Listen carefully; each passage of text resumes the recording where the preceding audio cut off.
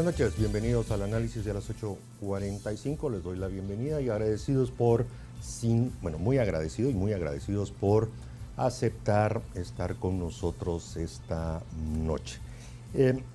Como es domingo, tratamos algún tema relevante de la semana y hemos, junto a producción, seleccionado un tema que ha empezado a discutirse sobre todo por medio de las redes sociales. Se trata de la aprobación del decreto 39/2022, Ley de Prevención y Protección contra la Ciberdelincuencia. Este es una ley que tiene como antecedente la iniciativa 5601 de septiembre del año 2019, dictaminada por la Comisión de Seguridad Nacional del Congreso de la República y cuyo ponente, y eso quisiera destacarlo porque fue un diputado que varias veces trató de que el Congreso lo aprobara y no lo logró. Se trata del anterior diputado José Rodrigo Valladares Guillén, que es el ponente original de lo que hoy conocemos como el decreto 39/2022. Para tratar este tema tenemos varios invitados a quienes le doy la bienvenida y con quienes vamos a profundizar sobre el contenido y el alcance de esta ley aprobada por el Congreso de la República. Les recuerdo, es la Ley de Prevención y Protección contra la Ciberdelincuencia, decreto 39/2022. Doctor Conrado Reyes y también el abogado Rolando Alvarado. Así que a ambos les doy la bienvenida. Muchas gracias por aceptar la invitación de Canal Antigua. Buenas noches, gracias por la invitación. Muy amables. Buenas noches. Rolando Alvarado, con usted vamos a iniciar porque si repasamos el tiempo, un par de oportunidades hemos tratado el tema y siempre habíamos dicho que Guatemala estaba atrasada, se estaba rezagando cada vez más. Y aquí quiero recordar que después de que se aprobó la Ley de Reconocimiento de Firmas Electrónicas en el 2008, ya se habían hecho las primeras propuestas para una ley con características similares a la Ley de Prevención y Protección contra la Ciberdelincuencia, y hay una tercera que está dentro de esa tríada, que es la Ley de Protección de Datos Personales. Al respecto, sí, en algún momento del programa voy a detenerme con ambos despacio, porque hay un par de artículos que aborda el tema de datos personales en esta ley, pero no sé si es suficiente para abordar ese tema tan importante. Como les decía, más de 10 años hemos esperado a que el Congreso apruebe esta legislación. Rolando Alvarado, sus primeras impresiones, llena las expectativas, es algo con lo que Guatemala pueda trabajar, tenga su relación con organismos y estados de otros países, porque esto tiene alcance internacional, y de una vez le hago la pregunta, si queda pendiente que Guatemala ratifique el convenio de ciberdelincuencia, el convenio de Budapest, aprobado en el 2001, y hasta donde recuerdo, Guatemala todavía sigue siendo observador. Rolando Alvarado, por favor. Gracias. Bueno, al leer el decreto 39/2022, lo primero que uno hace en un análisis de cibercrimen es ver si cumple con las leyes uniformes de carácter internacional, porque recordemos que son ciberdelitos o son delitos de naturaleza transnacional o transfronteriza. En ese sentido, lo que debemos ver fundamentalmente es que proteja la información en cuanto a los atributos de disponibilidad, integridad y confianza. Ese es el éxito de las leyes uniformes en materia de ciberdelincuencia, ese es el éxito del convenio de ciberdelincuencia de Budapest desde noviembre del año 2001, sigue vigente. ¿Por qué? Porque se basa en principios de acción.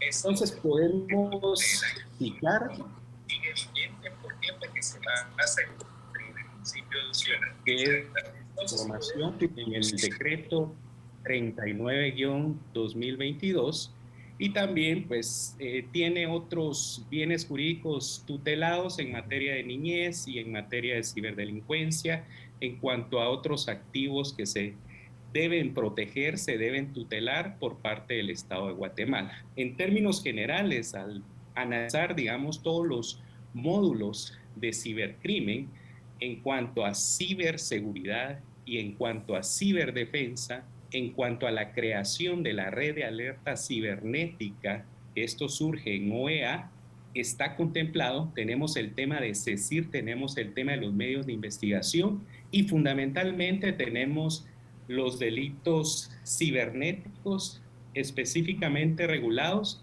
en este decreto 39-2022. Obviamente vamos a encontrar algunas materias que se van a poder subsanar, modificar, es decir, reformar en el camino, pero como usted decía, ya tenemos alrededor de 12, 13 años de venir luchando porque el Estado cumpla con ese deber que tiene de dar seguridad a los guatemaltecos en todo sentido y en cuanto a sus activos digitales.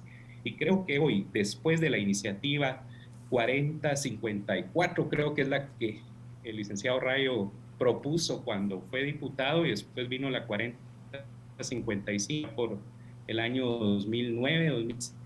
Pero hoy ya tenemos material para trabajar, lo debemos de aprovechar y dar el siguiente paso, que va a ser una adhesión, una ratificación formal al Convenio de Ciberdelincuencia de Budapest del año 2001, porque esa es la finalidad, el poder contar con una ley de cibercrimen para posteriormente adherirnos y formar parte de esa convención supranacional.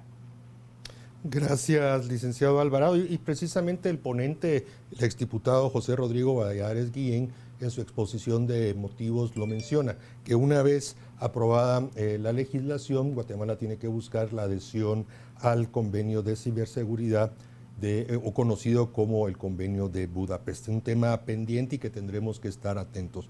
Doctor Conrado Reyes, bueno, desde la perspectiva constitucional, este tema de la ciberseguridad, ciberdefensa, ciberdelitos, en fin, ha sido cuestionado por muchos, o digamos por algunos, sobre todo porque a criterio de estas personas, legislación de este tipo limita la libertad de expresión, limita la libertad que debe de prevalecer en el Internet, en fin, entonces hay algunas dudas de que si el Estado, en este caso, ya identifica algunos delitos como son el phishing, como es el tema de la intrusión, del robo de identidad, de sustraer información de aparatos tecnológicos, en fin, varios delitos que los vamos a conocer más adelante. Entonces ponen en duda de la constitucionalidad de la ley y sobre todo porque consideran de que esta es una intromisión directa a ciertas libertades de los cibernautas. ¿Qué opina Conrado Reyes? Mariano, buenas noches. La verdad es que esta clase de legislación, yo diría que no solo estamos atrasados, sino que además demuestran y evidencian la poca seriedad con la que las entidades y las autoridades a cargo de la persecución penal y a cargo de los delitos, pues han dejado estos temas de darle seguimiento. Hablo específicamente de la Fiscalía, la Corte Suprema, pero no de ahora, los últimos 10 años. Esta clase de hechos delictivos se están cometiendo y se seguirán cometiendo con completa impunidad. Los fiscales tienen un límite pequeño de actuación porque los actuales delitos cibernéticos o delitos que contempla nuestra legislación no son de la naturaleza o el carácter que incluyen en estas iniciativas y menos del convenio de Budapest. Yo a esta iniciativa, a la que actualmente estamos comentando, también le advierto a los legisladores, considero que tiene que nutrirse o mejorarse o fortalecerse de procedimientos y de normas específicas de actuación, más en la labor tanto de investigación como de autorización judicial de la investigación en esta clase de hechos delictivos. Veo parámetros muy amplios, veo parámetros muy teóricos, veo parámetros que definitivamente desde una filosofía del derecho podrían decirse, podría tener un sentido bueno, noble, un espíritu legislativo, un espíritu del legislador de dotar a la sociedad guatemalteca de alguna herramienta para esta clase de ilícitos. Pero lamentablemente, a pesar de que en los considerandos de la ley sí lo establece, no veo que exista claramente definición de algunos procedimientos urgentes que se tienen que realizar en esta clase de hechos delictivos.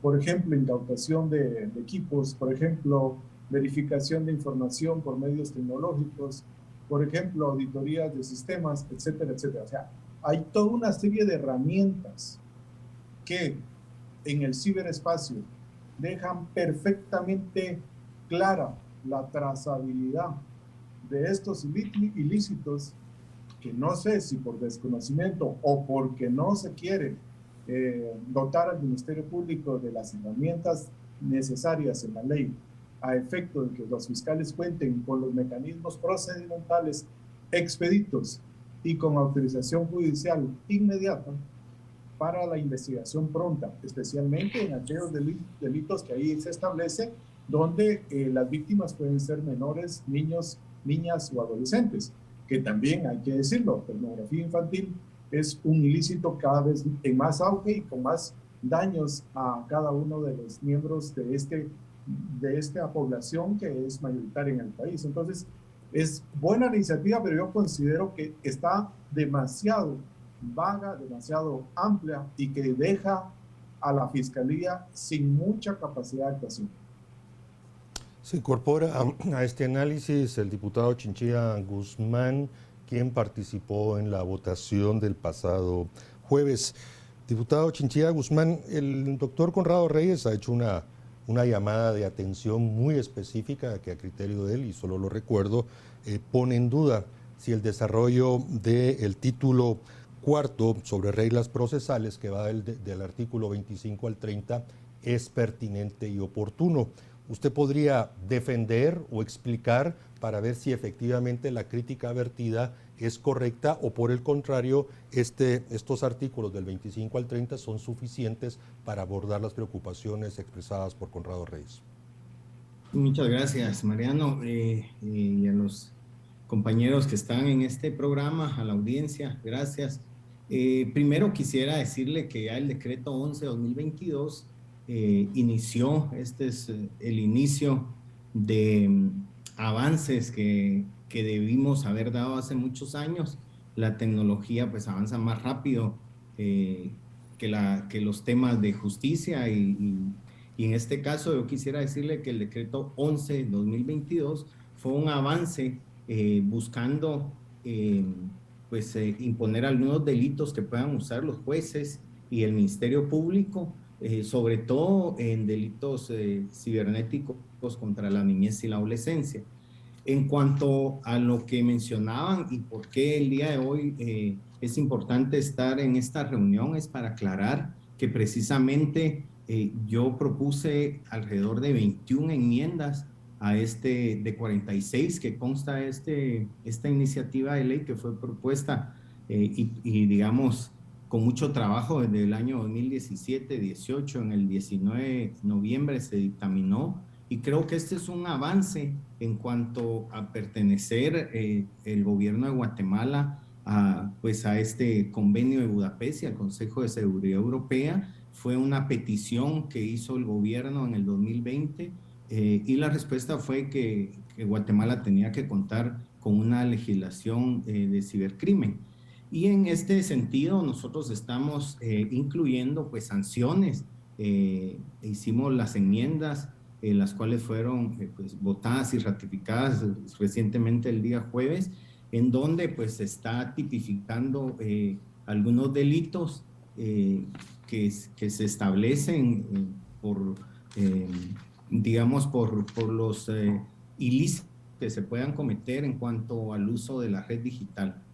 Hay que recordar que tenemos derechos, deberes y obligaciones en la vida real, y lo mismo debe estar legislado también en Guatemala para también los delitos que se cometan en la red digital. En este sentido, el primero creo que va enfocado especialmente, como bien lo decía el doctor Conrado, sobre el acoso de menores, el robo de información. Diputado, disculpe, si pudiera por favor dar respuesta concreta al tema de las reglas procesales, que es algo que el doctor Reyes cuestionó.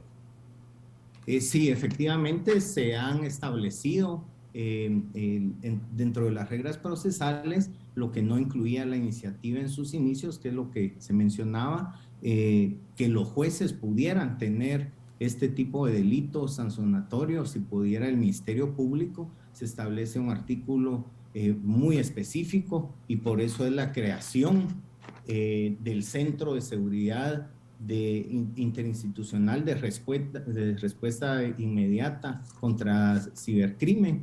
Esto es una responsabilidad del Ministerio de Gobernación, del Ministerio de la Defensa y también con colaboración en el tema de investigación del Ministerio Público. Esto se incluyó dentro de las enmiendas que fueron presentadas el día jueves, ya casi a las 5 o 6 de la tarde.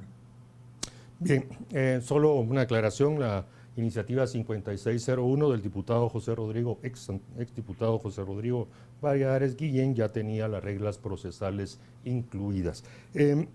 Rolando Alvarado, han habido aquí varios temas que se han mencionado, ya entrando al tema más específico. Nuevamente yo a usted le pregunto lo de las reglas procesales, porque efectivamente la especialidad que se requiere para el abordaje de esos temas es muy grande, muy detallada, y por lo tanto hay que tener claridad en que, por ejemplo, si estas reglas procesales son las adecuadas. Recordemos que en algunos temas se va a aplicar lo que está en la Ley contra la Delincuencia Organizada, sobre todo para la intervención, las intervenciones especiales. En otras se va a respaldar en la Ley de Reconocimiento de la Firma Electrónica. Entonces, nuevamente, siendo la trascendencia, ¿usted considera que los artículos 25 al 30 son suficientes, insisto, complementadas por las otras leyes para garantizar el debido proceso? Bueno, el punto fundamental es que no podemos sobreregular. Ya tenemos medios de investigación en el Código Procesal Penal, tenemos en la ley que usted mencionó de delincuencia organizada, podemos hacer interceptaciones, podemos hacer registro, confiscación, y este título cuarto sí regula los medios de investigación que regula el Convenio de Ciberdelincuencia de Budapest, y creo yo que a nivel internacional ha sido suficiente para llevar a cabo la labor de los fiscales en cuanto a la investigación de los ciberdelitos. Pudiéramos agregar uno que otro medio de investigación, pero lo que yo les decía al inicio es que ya tenemos el material, debemos verlo de manera positiva, que ya con esto y con las normas existentes podemos realizar una investigación. Y hay un punto muy importante en este decreto 39/2022 que regula la facultad del Ministerio Público de ejecutar medidas cautelares o precautorias sin necesidad de la autorización judicial, obviamente en casos urgentes.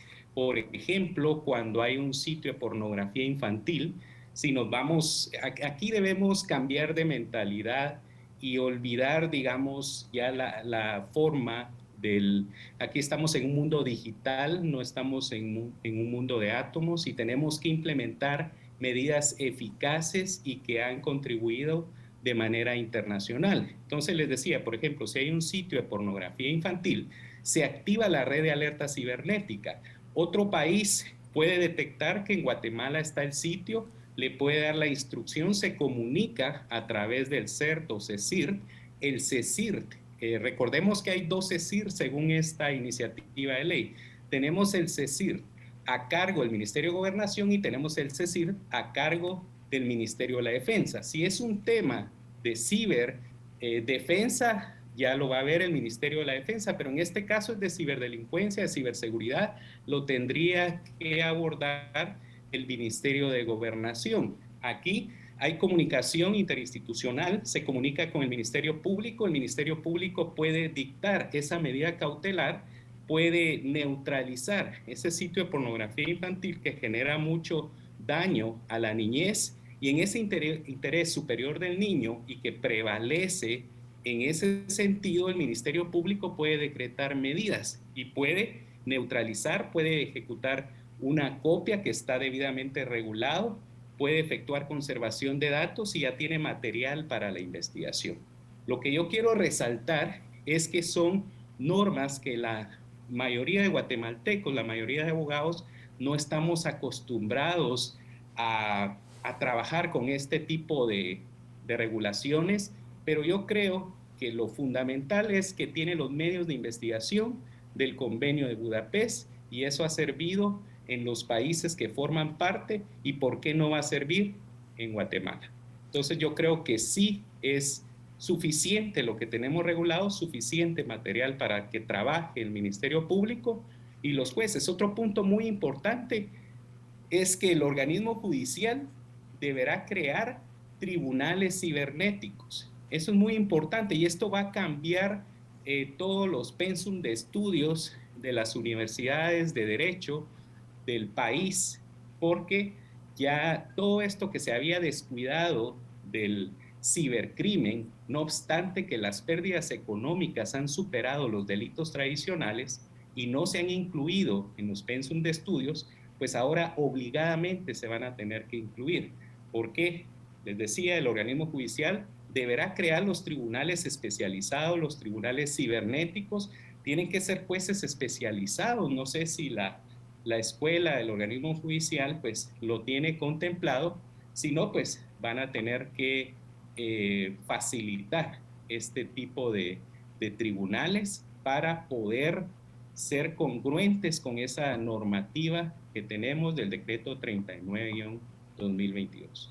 Absolutamente de acuerdo, Rolando Alvarado. Va a pasar algo similar a lo que pasó después de que se aprobó la ley de extinción de dominio, donde hubo mucho trabajo de formación y capacitación previo a la creación de los tribunales de la unidad específica en el Ministerio Público. En fin, creo que ahí tenemos una referencia de lo que va a suceder, probablemente con un mayor alcance, porque aquí la cantidad de ciberdelitos. Hay un tema que usted destacó, Rolando Alvarado, y es el CECIRT GT de seguridad, que estará adscrito al Ministerio de Gobernación, el CECIRT GT de Ciberdefensa, adscrito al Ministerio de la Defensa Nacional, pero ambos reportarán y estarán bajo el Consejo Nacional de Seguridad. Es un tema que se nos debe de escapar por la trascendencia de este aspecto.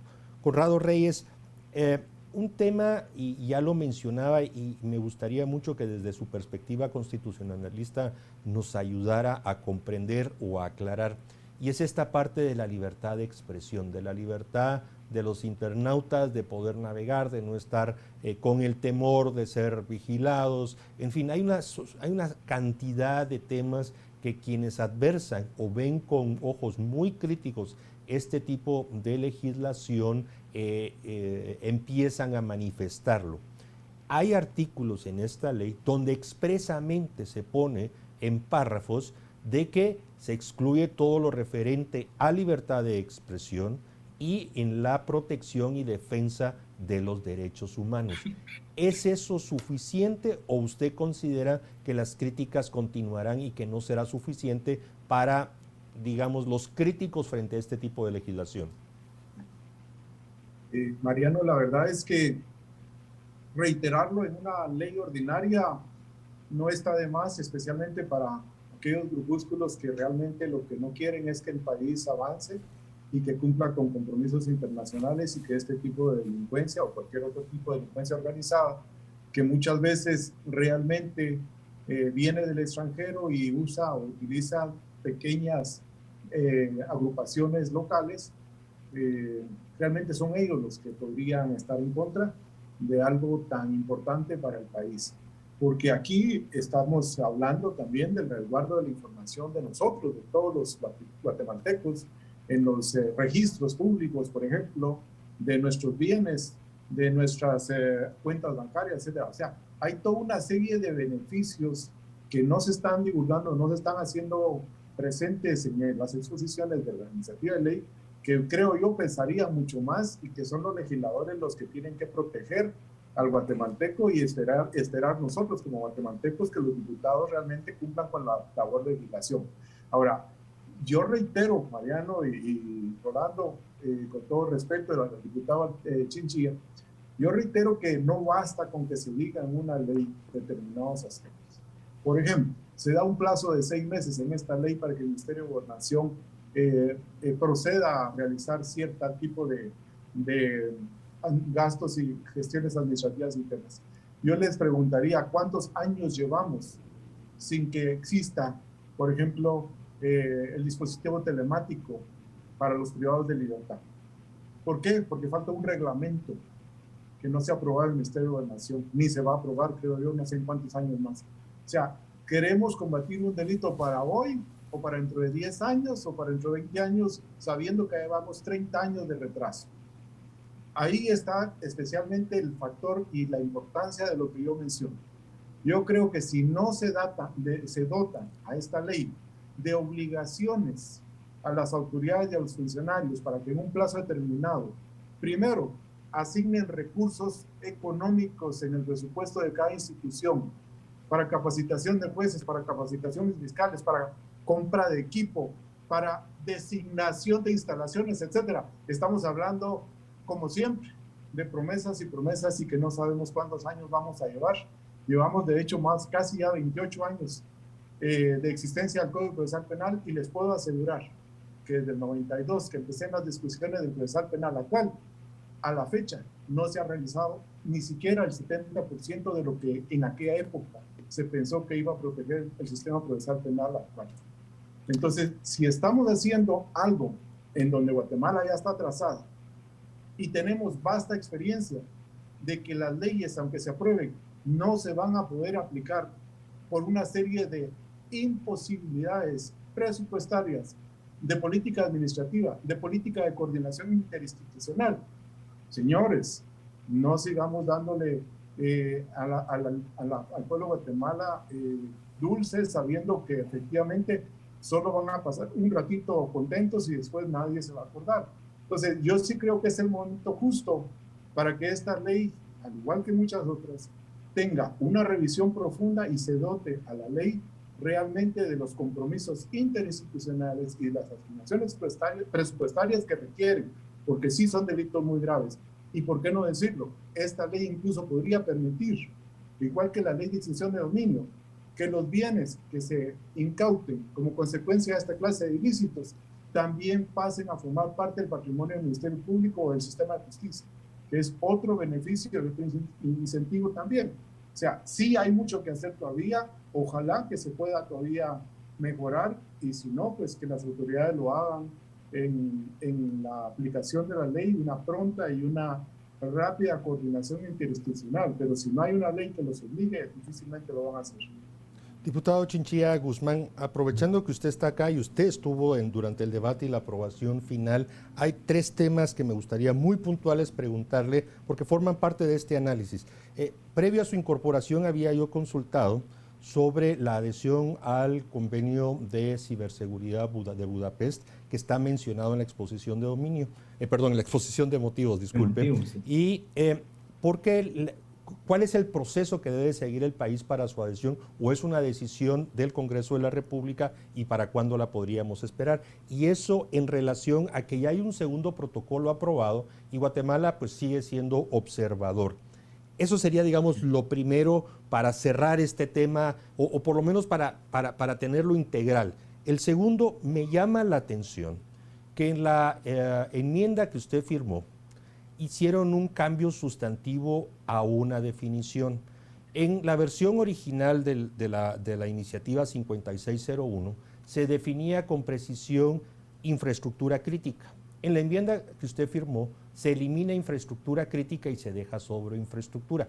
Y no solo es por el cambio de la definición, sino porque en el resto del cuerpo de la ley reaparece la terminología infraestructura crítica. O sea, en la versión original sí estaba infraestructura crítica, ustedes la eliminan, pero no hicieron las correcciones en el resto del texto. ¿A qué se debe esa situación? Lo escuchamos, diputado Guzmán Chinchilla. Perdón, Chinchilla Guzmán. Sí, muchas gracias. Mire, en cuanto a la adhesión al convenio de Budapest, bien lo ha dicho Mariano, se ha actualizado el protocolo a nivel internacional, y esto debe ser una acción propia del Ejecutivo, no del Congreso de la República. Ya lo he manifestado en el 2020, el gobierno de Guatemala solicitó adherirse a este convenio, y la respuesta del Consejo de Seguridad Europea en materia de ciberseguridad es que Guatemala inicie la legislación sobre ciberdelincuencia. Y esto obedece, digamos, a una preocupación, a la respuesta que inició el diputado Valladares en ese momento. Nosotros queríamos concluir y es por eso que yo me involucré en este tema, para que podamos ser miembros del Tratado Internacional. El otro tema que habla sobre infraestructura de redes y la infraestructura en esta enmienda, quiero decirle que precisamente aquí tengo yo la enmienda que firmé, pero no firmé la otra enmienda que fue aprobada, precisamente porque algunos miembros del bloque oficialista cambiaron a última hora y se emitió otra enmienda. Esa es la respuesta específica. Pero yo quisiera aprovechar la oportunidad de la importancia de esta ley por lo que sucedió recientemente en Costa Rica. En Costa Rica fue hackeado y fue intervenido a través de una acción delictiva digital el Banco Central. ¿Y qué pasó en Costa Rica? No tenían ningún convenio ratificado, no tenían una ley, 24 horas donde piden, digamos, los criminales en materia de ciberseguridad, piden alrededor de 10 millones de recompensa para de esta forma poder habilitar nuevamente al Banco Central. Son temas de Estado, son temas de nación. Yo creo que es importante, es buena la colaboración y las observaciones de expertos en derecho. En este caso, Guatemala no cuenta con este tipo de leyes. Usted, Mariano, también propuso una iniciativa, la cual quiero manifestarle que la hemos actualizado, que es una iniciativa de protección de datos personales sensibles, que esto sería un avance adicional a lo que es este decreto ley que ya fue emitido por el Congreso de la República. Gracias que lo menciona. Precisamente lo habíamos dicho al inicio del programa, diputado Chinchilla Guzmán, que precisamente el Congreso, pues en general, llevaba más de 10 años de tener estos temas engavetados, lo cual era una pena. Y qué bueno que aprobaron no solo el 11 de 2022, que a propósito, les recuerdo, se refiere a los delitos contra la niñez y a la adolescencia. A eso se refiere el 11 de 2022. Y decíamos también de que quedaba pendiente el tema probablemente, y por lo que usted insinúa, efectivamente el decreto 39-2022 se queda aún corto en la protección de datos personales. Y aquí le preguntaría yo a Rolando Alvarado, específicamente protección de datos personales, que es un tema bastante importante, que forma parte de esta triada de leyes: firma electrónica, contra los delitos de ciberdelitos, y quedaría sí o no pendiente una ley de protección de datos personales. Rolando Alvarado, por favor. Bueno, con relación a los datos personales, pues ya tenemos ahí cierta normativa en la Ley de Acceso a la Información. Aquí, en el tema de la ley de firma electrónica y como en otros aspectos de regulación, se ponen en riesgo los datos personales, en otra esfera los secretos empresariales, por ejemplo, en las relaciones comerciales, cuando no existe una regulación de cibercrimen, porque no nos sirve tener una regulación específica de datos o una regulación de comercio electrónico si no cumplimos con tutelar todo este tema de ciberdelincuencia. Entonces, yo creo que la ley de ciberdelincuencia o cibercrimen debe ser independiente y debe enfocarse en el tema de los datos personales, solo en cumplir las garantías constitucionales en el tema de la conservación de esos datos y en toda la escena del crimen en materia cibernética.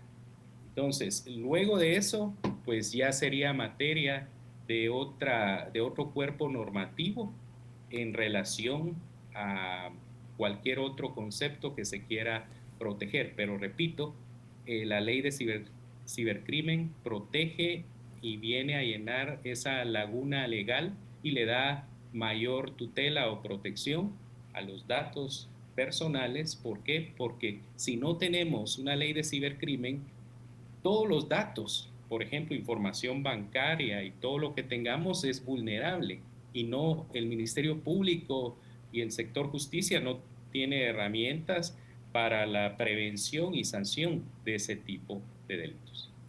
Bien, es una llamada de atención del licenciado Rolando Alvarado. Creo que habrá que hacer un análisis integral a la luz de que lo que se aprobó en el 30-2022 para ver si, bueno, qué debe de contener una posible ley específica de protección de datos personales. Conrado Reyes, hay un artículo que seguramente cuando algunos lo lean en detalle va a generar un debate. Y me refiero al artículo 19, acoso por medios cibernéticos o ciberacoso.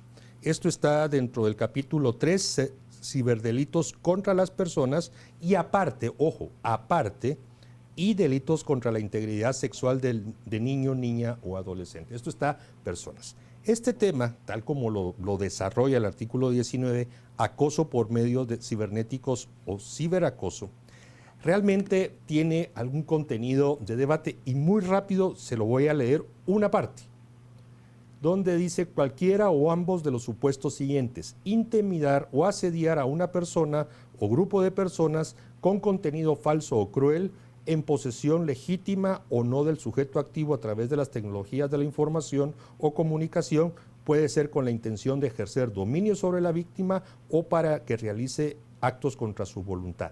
Divulgar información confidencial de otra persona que afecten su honor, su salud, etcétera, etcétera. ¿Por qué lo leo?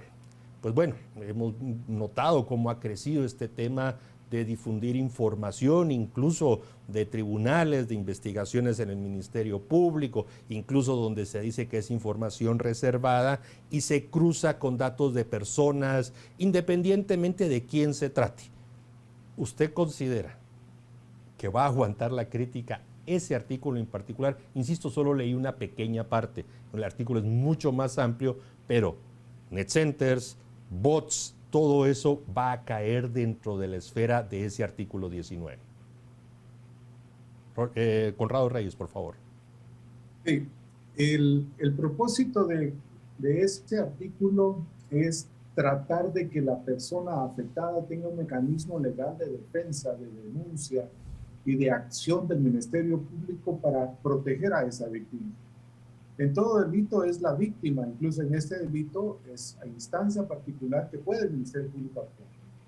Entonces, cuando una persona está siendo chantajeada, está siendo intimidada, está siendo coaccionada a hacer algo en contra de su voluntad, por ejemplo, pagar a cambio de que no se haga una publicación o pagar que en las redes no se le siga evidenciando en actos o en asuntos que efectivamente podría estar comprometido, desde ese momento la víctima debe y puede, una vez esté vigente la ley, acudir a la instancia de la Fiscalía especializada para que a su vez se le brinde la protección y se haga la investigación adecuada. No puede pensarse, por favor, el guatemalteco, no puede pensarse que el hecho de que le llegue una comunicación a alguien en alguna red social y la traslade sin ninguna intención más de que trasladarla o compartirla, puede incurrir en esta clase de hechos delictivos. ¿Por qué? Porque ese particular no está intimidando a la persona que sale o está en esa comunicación para que haga o deje de hacer algo en beneficio de otras personas. Entonces, hay una serie de aspectos que definitivamente en casos concretos se van a poder aclarar, pero en términos generales, Mariano, yo diría que sería un artículo que brindará a futuro herramientas para víctimas que se vean amenazadas o intimidadas por redes y por estos grupos de net center, con tal de que hagan o no hagan ciertas cosas, incluyendo que les entreguen dinero, como ha pasado. Gracias, Conrado Reyes. Bueno, vamos a ir cerrando, diputado Chinchilla Guzmán. Hay un tema aquí que a otros preocupa y le llamo la atención, y es relativo a los prestadores de servicios. A criterio de quienes ya, algunos que ya han leído, que hemos leído en detalle el texto aprobado por el Congreso, han exonerado de bastante responsabilidad a los prestadores de servicios. Por supuesto, hay una parte donde dice que, bueno, que si no colaboran, pero a diferencia de la legislación europea y en algunos aspectos a la legislación norteamericana, hay realmente una exoneración bastante amplia a los prestadores de servicios. ¿Por qué es eso, diputado Chinchilla Guzmán? Si puede abrir su micrófono, por favor.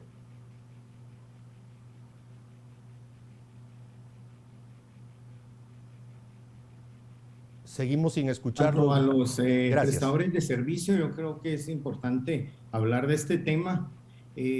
Aquí bien lo decía el licenciado Conrado Reyes, pues se ha exonerado en muchas ocasiones a este tipo de prestadores de servicios. Nosotros hicimos una enmienda inicial, pero posteriormente también se fue cambiada esta enmienda. De las 21 enmiendas que yo presenté, alrededor de 12 enmiendas fueron aprobadas, y considero pues que tanto el juez y el Ministerio Público no pueden facilitar la información, digamos, si no tienen una orden de juez.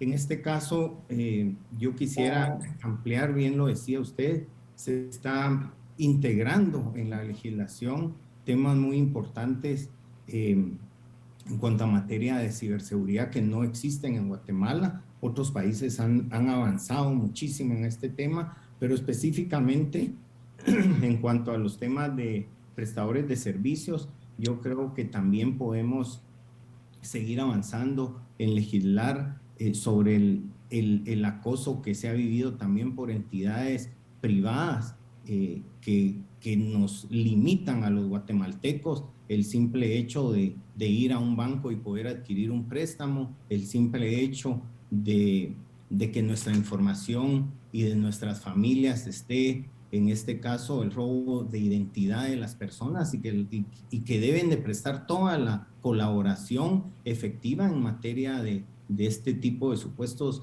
o delitos que se cometan con el Ministerio Público. Aquí se está creando una unidad específica del Ministerio Público que debe estar alerta 24/7, dice la ley, y en este caso yo sí estoy muy de acuerdo. Se le ha vedado a muchos niños el acceso a la educación, se le ha vedado a muchas personas que limpian su récord crediticio en Guatemala y que nunca más han sido condenados de por vida a no poder optar a un crédito en muchas ocasiones. Entonces yo creo, Mariano, que este es el inicio.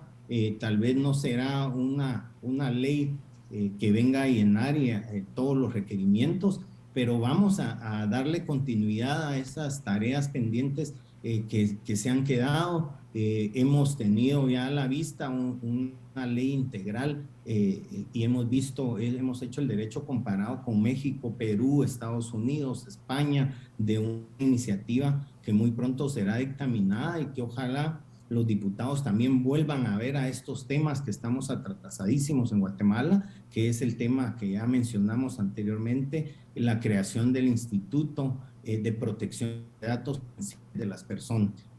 Bien, diputado, disculpe que lo interrumpa. Un argumento y un instrumento más para la aplicación de la ley. Bien, gracias, diputado. Agradezco al diputado Oscar Chinchilla Guzmán, al doctor Conrado Reyes y al licenciado Rolando Alvarado que hayan aceptado la invitación y haberme acompañado esta noche en este primer análisis, diría yo, de algunos de los aspectos que contiene el decreto 39/2022, Ley de Prevención y Protección contra la Ciberdelincuencia. Temas que han quedado ahí como llamadas de atención: el tema de infraestructura crítica, el tema de los prestadores de servicios, el tema de la protección de datos personales y, en fin, si continuáramos, seguramente aparecerían otros a los que habrá que darle seguimiento. Así que a los tres, muy amables, buenas noches, hasta la próxima. Buenas noches. A ustedes les agradezco mucho que me hayan acompañado esta noche. Los invito a que continúen con Canal Antigua y mañana inicio de semana, lunes por la noche, estaré aquí junto a Carmina Valdizano. Un gusto en saludarlos. Buen descanso.